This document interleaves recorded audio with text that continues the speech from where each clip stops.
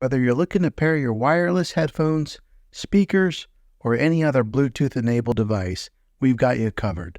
In today's tech video, I'm going to show you how to connect Bluetooth to your Hisense TV.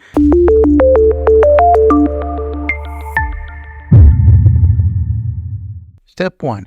Accessing settings. First things first, grab your TV remote and power up your TV. Once you have it on the home screen, navigate to the Settings menu. You can usually find this by pressing the gear icon on your remote or look for the gear icon that's on your TV menu. Step 2. Selecting sound. Within the Settings menu, scroll down to the Sound option. This is where you'll find the audio-related settings for your TV. Step 3. Choosing sound output. Now, go ahead and select sound output or something similar to that option, depending on your TV model. Some of the wording might be different depending on the ear of your TV. Step 4. Activating Bluetooth. Look for the Bluetooth option in the sound output menu.